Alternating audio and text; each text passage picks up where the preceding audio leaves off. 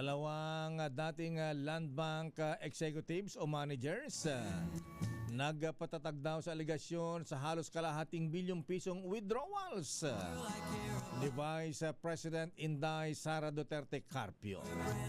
Alamin natin ang detalye mula kay Aris number 12, Milky Rigonan. Please come in, Manang Milky.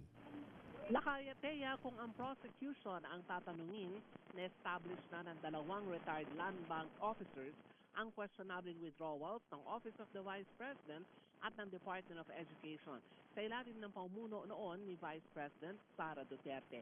Tumistigo sa witness stand ng prosecution sina Violeta Constantino, dating branch manager ng Land Bank Shaw Boulevard, at Anita Camposano, dating branch manager ng Land Bank DepEd Branch.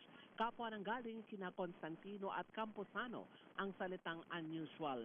Unusual dahil sa mahigit 30 taon ng kanilang panunungkulan sa Land Bank, doon lamang nila nasaksihan ng withdrawals ng milyong-milyong piso at lahat ito ay puro cash withdrawals.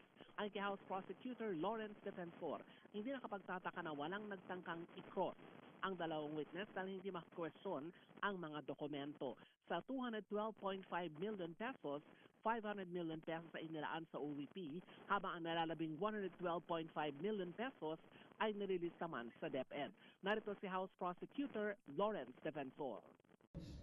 As to whether it's illegal or not, ang sinasabi lang natin, it was a good start that it was established by the bank representatives that there was cash in the amount of 612.5 million that was in cash.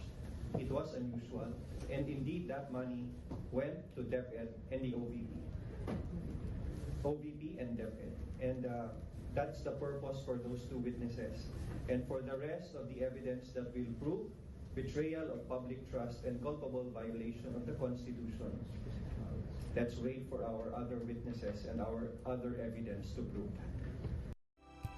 Samantala, nakayateya ng hinayang naman si House Lead Prosecutor Jervil Luistro sa hindi nabasa at natapos ni House Prosecutor Leila De Lima ang kanyang opening statement dahil sa madalas na interruption ng depensa sa pagsisimula kanina ng impeachment trial. Narito si House Lead Prosecutor Jervil Luistro. Even told her na very powerful yung few questions na na-raise niya before she was interrupted. No, I think she anticipated that even during the start because she was forewarned at the onset about not making conclusion of fact and conclusion of law. Apparently nga, paborito ko yun making conclusion of fact and conclusion of law because we are the prosecution, no?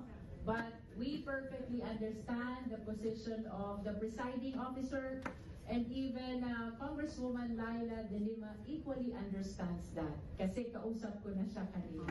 She's very much fine. Samantala, next week lakay at dalawang auditor naman ng Commissioner ng Audit ang isasalang ng prosecution sa pagpapatuloy ng Article 1 o confidential funds. Ako si Milky Rigonan, nagulat para sa DZRH, una sa Pilipinas, una sa Pilipino.